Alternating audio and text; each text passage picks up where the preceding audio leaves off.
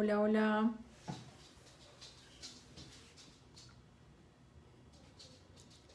Buenas tardes para los que se están uniendo con nosotros. Los saluda la doctora Erika de la Torre, médica deportóloga de la familia SmartFit. Hoy estamos a 11 de mayo, empezando una nueva semana en nuestra cuarentena. Saludo a los que se van uniendo. Julie, Marco, Axel, Cristi, buenas tardes. Hoy tenemos un tema importante que es de diabetes y ejercicio. La idea es darles un contexto general de lo que es la diabetes. Vamos a hablar de la más frecuente, que es la diabetes tipo 2, y cómo el ejercicio tiene una gran influencia sobre el manejo y el control de esta patología. Saludando por acá a Sandra, a Ángela. Vamos a esperar que se conecten un poquito más con nosotros y arrancamos. Para los que se están uniendo, recuerden que nos pueden seguir por todas las redes, por Instagram, por Facebook, entrenar con nosotros en la página. Hola Katherine, hola Paola. Bueno, este tema es de gran importancia porque realmente la diabetes es una patología que se basa y tiene una gran influencia por la predisposición de muchos factores que son modificables. Entonces, pues digamos que podemos tener un gran riesgo dependiendo de cómo manejemos nuestros hábitos de padecerla. Entonces, por eso es de gran importancia entenderla y entender cómo se puede prevenir. Bueno, vamos a arrancar. Yo creo que si tienen preguntas, las van haciendo durante la charla y vamos a tratar de irlas contestando, ¿vale? Entonces quiero empezar por hacerles entender qué es la diabetes y voy a hablar de la diabetes como una enfermedad en la que se altera el equilibrio de la glicemia y de la insulina. La glicemia, para tenerlos a todos en contexto, es el nivel de azúcar en sangre, ¿listo? Y la insulina es una hormona que se encarga de regular esta glicemia. Este equilibrio, cuando se altera, ya empieza a generar cambios, pero realmente cuando uno presenta síntomas es porque ese equilibrio lleva mucho tiempo alterado. Entonces, normalmente la diabetes en esa fase de progresión o cuando se está estableciendo es una enfermedad silenciosa, no muestra síntomas. Nosotros podemos tener alteraciones en esa relación. De pronto tenemos resistencia a la insulina, tenemos una glicemia alta, pero realmente podemos no sentir síntoma alguno. O sea, ni dolores de cabeza, ni mareos. Hay una serie de síntomas clínicos y de signos clínicos que nos ayudan a diagnosticarla solo por la clínica, y es de pronto una pérdida de peso que no sabemos a qué se debe, un incremento en la ingesta de agua, un incremento en el apetito. Bueno, hay ciertas cositas en la clínica que nos empiezan a mostrar signos y síntomas de lo que es una diabetes. Pero realmente cuando ya llegamos a ese punto de presentar síntomas, ya mucho tiempo atrás hemos venido teniendo una alteración en ese equilibrio y lo ideal es prevenirlo, es saber cómo prevenir esa alteración para no llegar a tener o a establecer una diabetes como tal. Bueno, vamos a enfocarnos principalmente en la diabetes tipo 2, que tiene una gran prevalencia y una gran incidencia en la población general. Actualmente se considera hasta como una epidemia mundial porque tiene una relación más o menos de por cada 3 personas nacidas después del año 2000, una va a tener diabetes mellitus. Estos estudios están más hechos para Estados Unidos y se habla de que para las poblaciones latinoamericanas que de pronto tienen un mayor riesgo en cuanto a sobrepeso, obesidad y otros factores que hacen, digamos, una predisposición más alta a tener una diabetes mellitus, la relación puede ser más alta. Podemos estar hablando de que 1 de cada 2 puede tener diabetes mellitus en la edad adulta. Entonces, por eso es tan importante enfocarnos más que todo en la prevención de esta patología y no en el tratamiento. El tratamiento, claro, cuando ya está establecida y cuando ya está diagnosticada, pues va a ser fundamental. Pero es muy importante saber que podemos prevenirla en la mayoría de los casos. Y cuando ya tenemos una predisposición genética a sufrirla, pues por lo menos controlarla, regularla y evitar sus complicaciones. Tenemos que tener en cuenta que los factores de riesgo son importantes y nos ayudan a regular o a prevenir esta patología. ¿Cuáles son esos factores de riesgo? La obesidad, el sobrepeso, el sedentarismo y la mala alimentación. Bueno, vamos a pensar en la diabetes. Muchas personas tienen como el concepto de que la diabetes es simplemente dejar de consumir azúcar, que la persona que está diagnosticada con diabetes simplemente debe suspender azúcar, tomarse sus medicamentos y eso es todo para manejar su diabetes, o si es el caso, para evitarla. Entonces una persona por lo menos puede relacionar y decir, bueno, voy a dejar de consumir azúcar, así yo voy a prevenir llegar a sufrir de diabetes. Pero esto no se maneja así. La diabetes es una enfermedad multifactorial y tenemos que trabajarla desde varios enfoques. Tenemos que trabajarla desde una prescripción de ejercicio adecuada. No podemos ser sedentarios. Recuerden que el sedentarismo hace que suframos de pérdida de masa muscular, incrementamos nuestro porcentaje de grasa y eso a la vez es un predisponente, es un factor predisponente para tener diabetes. La alimentación hace parte de eso, pero no lo es todo. Hay que controlar también hábitos que no sean adecuados para este tipo de patologías cuando ya está establecido. Por lo menos el hecho de fumar, el tabaquismo me aumenta el riesgo cardiovascular, que también se asocia con la diabetes.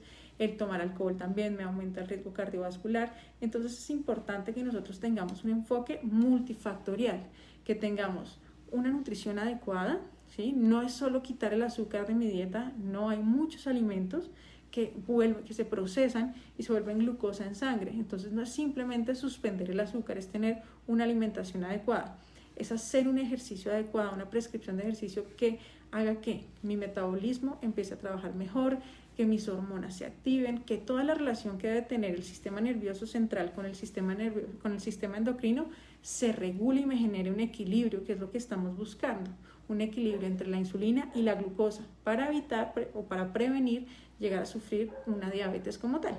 ¿Listo?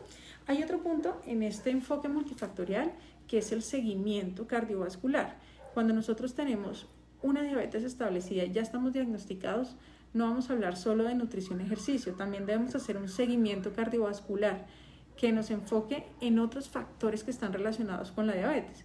Hacer un control de colesterol, de triglicéridos, obviamente de glicemia en sangre, hacer un control de cardiovascular, puede ser con un electrocardiograma o idealmente con una prueba de esfuerzo. Cuando tenemos una prueba de esfuerzo, vamos a determinar por lo menos el riesgo que tenemos de sufrir un evento cardiovascular. Y eso nos va a ayudar por lo menos a nosotros como médicos deportólogos a hacer una prescripción de ejercicio más segura y con un buen enfoque, ¿vale? Desde el punto de vista del ejercicio, entonces la diabetes tiene una gran respuesta con la regulación de los niveles de glicemia en sangre. ¿Listo? Cuando uno hace ejercicio. El ejercicio empieza a regularme esos niveles de glicemia en sangre de una forma inmediata. Entonces, así como cuando empezamos a hacer un ejercicio o el músculo empieza a generar una contracción muscular y se empieza a regular la glicemia, esto es importante entenderlo, que así como lo tengo de forma inmediata, debo tenerlo de forma prolongada y frecuente. Porque en el caso de la diabetes yo necesito que mis niveles de glicemia estén controlados durante todo el día, durante largos periodos de tiempo. Así evito la medicación si apenas estoy iniciando un proceso, por ejemplo, de resistencia a la insulina, que es como ese primer aviso de que mi equilibrio entre insulina y glucosa está alterado. Si empiezo a hacer un ejercicio adecuado, voy a regular esos niveles de insulina y voy a evitar de pronto llegar a desarrollar una diabetes mellitus. ¿Cómo se genera esto? Entonces nosotros cuando hablamos de captación de glucosa por el músculo, la captación de glucosa del músculo se hace realmente en reposo y después de la ingesta por el incremento de la insulina. Pero cuando nosotros estamos haciendo ejercicio, se inhibe esa producción de insulina. Entonces, ¿qué es lo que va a generar esa captación de glucosa al músculo? La contracción muscular. Esa contracción muscular va a generar una expresión de ciertas proteínas en la célula muscular que hacen que se capte mucho mejor la glucosa para la célula muscular. Entonces, cuando nosotros tenemos un buen entrenamiento, hacemos una buena frecuencia, es regular esa captación y esa expresión de esas moléculas, de esas proteínas que hacen que el azúcar sea mejor captado por el músculo, se va a mantener constante y así voy a poder regular muchísimo más mi glicemia en sangre. Hay algunos estudios que evalúan qué es mejor para la diabetes, si un ejercicio de fuerza, si hacer un programa de fuerza o hacer un programa de ejercicio cardiovascular. Realmente siempre la relación de ambos o hacer, digamos que ambos en conjunto va a mejorar mucho más todo lo que es el fitness, todo lo que es la respuesta cardiovascular, la fuerza y todas las cualidades del ejercicio y por ende va a mejorar todo lo que es el control de glicemia en sangre. Pero hay algunos estudios que empezaron a enfocar o a dividir como ese entrenamiento y evaluar qué respuesta se tiene, digamos, un poquito más alta ante la expresión de GLUT4, que son esas proteínas de las cuales les hablaba para mejorar la captación de glucosa en esa célula, si el de fuerza o el cardiovascular. Y hay un último estudio que hizo más que todo un entrenamiento ondulado, empezando a hacer un entrenamiento de fuerza. Ese entrenamiento de fuerza mostró una gran mejoría en cuanto a la regulación de glicemia en sangre. Entonces no quiere decir que vamos a dejar de lado el ejercicio cardiovascular, pero si por ejemplo yo soy un paciente que estoy diagnosticado de diabetes, que normalmente he sido sedentario y apenas voy a empezar a hacer un programa de ejercicio, debo tener todas estas valoraciones de las cuales hablamos previamente, nutrición, un deportólogo para que me haga una prescripción, con los exámenes cardiovasculares para evaluar el riesgo e iniciar un entrenamiento. Entonces, ¿cuál será la mejor opción en estas primeras semanas de entrenamiento? Vamos a aplicar un entrenamiento de fuerza que va a ser progresivo y que podemos arrancar a hacer 3 días por semana. Será ideal. Pensemos que es cuando somos sedentarios y hasta ahora vamos a arrancar un entrenamiento, ¿listo? Vamos a arrancar con unos 3 días de entrenamiento de fuerza, idealmente, y se hacen ondulados. ¿Cómo es esa ondulación de esos entrenamientos? ¿En qué vamos a cambiar? Vamos a variar la intensidad, vamos a variar la frecuencia y vamos a variar la duración. Eso quiere decir que unos días voy a ir más intenso, otros días voy a ir con más volumen, otros días voy a ir con más duración, ¿vale? Esto en cuanto al entrenamiento de fuerza. Estos entrenamientos de fuerza los vamos a ir progresando y lo único que progresa y no es ondulado es la frecuencia del ejercicio. Entonces, si arrancamos con 3 días a la semana, lo único que va a ser lineal en ese incremento son los días. Luego vamos a pasar a hacer 4, 5, 6 y podemos hacer hasta 7 días de entrenamiento de fuerza con una buena distribución en cuanto a grupos musculares para no tener ni lesiones, ni sobrecargas, ni ningún síndrome de sobreentrenamiento secundario a esto. Por eso es tan importante la valoración y el seguimiento.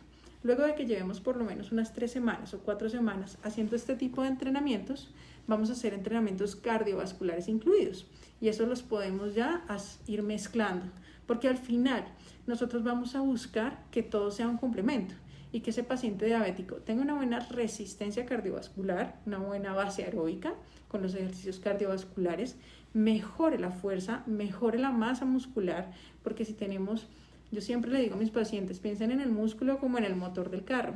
Si su motor es mucho más grande, va a tener un mayor consumo de glicemia, va a generar un gasto mucho más alto de energía. Cuando nuestra masa muscular mejora, cuando se vuelve más activa, no estamos hablando solo de hipertrofia, sino de activación muscular, ese gasto basal va a ser más alto. Entonces no necesitaré yo estar haciendo actividad, sino que puedo estar también en reposo, pero cuando tengo mi motor activo y está funcional, siempre voy a tener un consumo constante de glicemia y eso va a hacer que todo se regule, ¿vale? Y el ejercicio cardiovascular me va a dar una buena base aeróbica, va a disminuir el riesgo de daño endotelial a nivel vascular y si todo esto mejora, pues yo voy a evitar las complicaciones de la diabetes mellitus. ¿Qué complicaciones estamos hablando? Todo lo que son eventos cardiovasculares, ceguera, daño renal, amputaciones por lesiones nerviosas y todo lo demás que viene acompañado de la diabetes. Entonces el enfoque va en hacerles entender que tenemos que prevenir, es una enfermedad que se puede prevenir, que se está convirtiendo en una epidemia asociada a los malos hábitos y que si regulamos esos malos hábitos vamos a poder evitar llegar a sufrir una diabetes tipo 2. Bueno, espero que hayan entendido este contexto. Voy a contestar algunas preguntas. A ver, ¿qué tenemos por acá? Voy a enfocarme un poquito en preguntas de diabetes, ¿vale? A ver, Farid, ¿qué nos pregunta? Una persona de 65 años con diabetes regulada debe hacer ejercicios diferentes como suaves, a qué ritmo y qué ejercicios debe manejar. Entonces, una persona de 65 años hay que evaluar todo el contexto, hay que mirar cómo está todo su perfil cardiovascular. Tenemos que mirar que el colesterol, los triglicéridos también estén controlados. Idealmente una prueba de esfuerzo para ver cómo responde su sistema cardiovascular al ejercicio. Mirar cómo está su masa muscular, que no sufra de una sarcopenia. La sarcopenia es una pérdida de masa muscular importante que tiene una alteración directa con el metabolismo per se. Entonces, al hacer todo este contexto y esta evaluación, si tenemos un paciente de bajo riesgo para iniciar un programa de ejercicio, y si no ha empezado un programa de ejercicio aún, por lo menos 3 días de ejercicio para arrancar. Que sea progresivo, que sea incremental, que mejore sus cualidades o más bien que mejore sus debilidades o sus deficiencias. Si tiene retracciones musculares, si la postura está alterada por la falta de fuerza de la zona media, siempre vamos a arrancar por mejorar esas deficiencias, y después de que se mejoren esas deficiencias vamos a empezar a hacer un programa incremental. En este caso hablamos de grupos musculares grandes que se vean distribuidos en 3 días a la semana con descansos por lo menos de 2 días de intermedios. Ese puede ser un buen comienzo de bajo riesgo y que se va a ir progresando día a día. Vamos a ver. Bueno, espero que hayan entendido todo el tema de la glicemia, que entiendan que la diabetes es una enfermedad, principalmente la diabetes tipo 2, es una enfermedad que se puede prevenir. De la diabetes tipo 1 vamos a hablar en otro contexto, en otra charla. La diabetes tipo 1, digamos que en términos generales se asocia más a niños. La diabetes tipo 2 más en personas adultas porque se desarrolla, y miren que tiene una alta relación con los hábitos. Entonces es importante que tengan en cuenta que todo esto es un contexto, ¿vale? No solo es azúcar, el consumo de azúcar me lleva a ser diabético, no es solo eso, son muchos factores que alteran un equilibrio entre la insulina y la glicemia. Y si yo mantengo ese equilibrio, voy a evitar sufrir cualquier tipo de patología como esta, que son prevenibles, que es la diabetes, y sus consecuencias, sus complicaciones. Bueno, espero que les haya gustado. Nos vemos el jueves con otra charla más. Un saludito para todos. Bye bye.